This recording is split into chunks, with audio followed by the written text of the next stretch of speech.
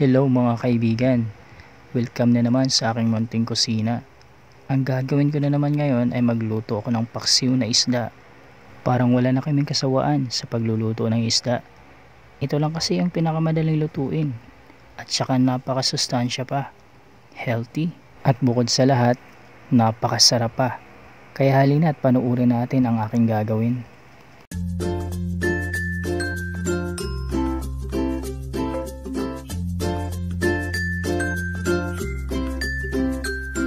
So ito na nga yung nabili kong isda. So napakaganda pa ng kanyang itsura. So mukhang fresh pa ito. Kakabili ko lang sa palengke sa may talipapa dito sa amin. So hugasan na natin ito ng maigi para matanggal yung mga dugo-dugo. Lalo na dyan sa part ng bandang hasang para matanggal yung mga malansa. Pero actually maraming hugas na ang ginawa ko dito.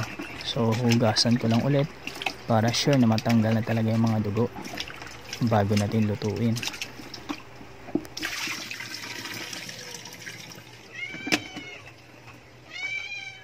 So ito na nga siya. So yun, mukhang malinis na. So ang susunod naman natin gagawin ay huhugasan na natin yung gulay na ating gagamitin.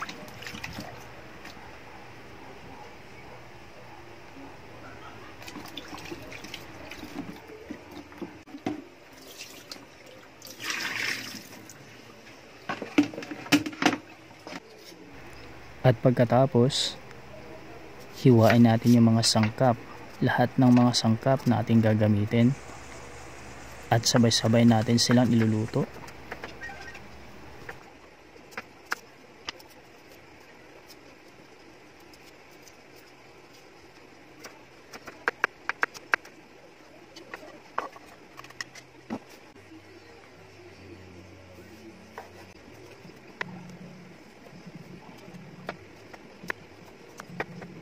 Lagyan natin ng luya para matanggal yung lansa ng isda.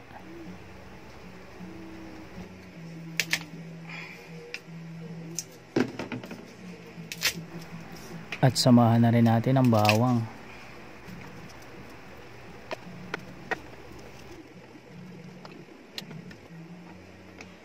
At lagyan na rin natin ng kaunting gulay.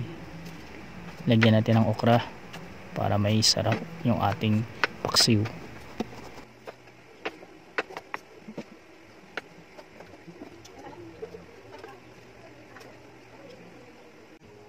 Ito na, so napaka-fresh ng ating gulay tsaka ng sili. So pag sama-samahin lang natin sila,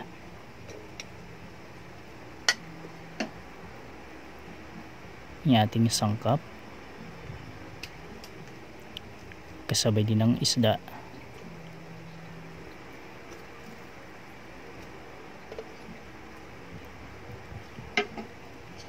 Ilagay lang natin lahat.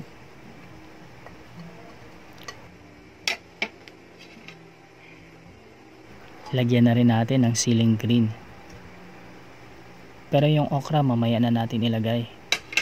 Kasi madali namang maluto yung okra. Kaya okay lang kahit nasa huli na siya ilagay. Maglagay tayo ng pamintang buo.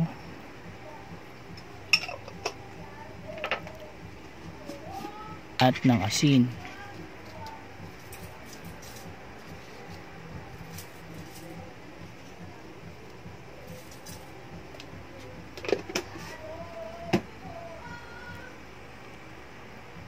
Lagyan din natin ng sabaw. At ang ipang sabaw natin dito ay suka.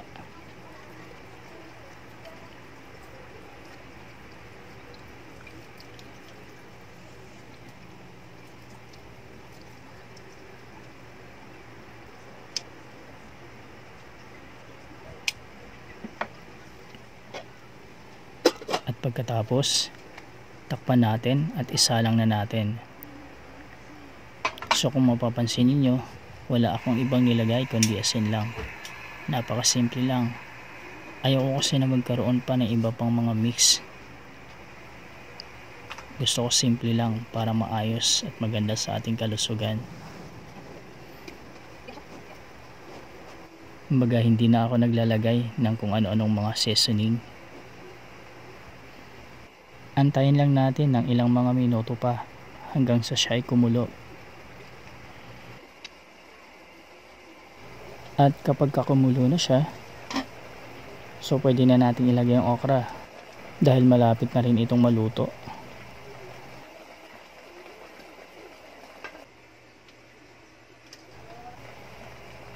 Ikalat lang natin yung okra.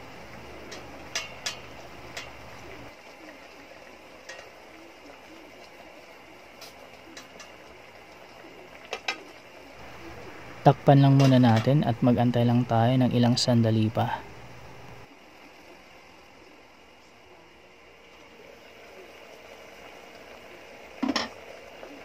So okay, so luto na yung ating paksiw na isda.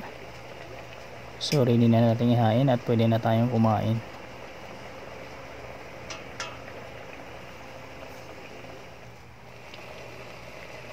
Napakabango ng amoy. Amoy paksiw.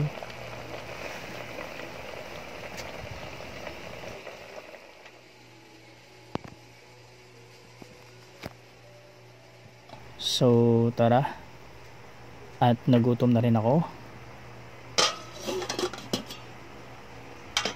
Napakabango.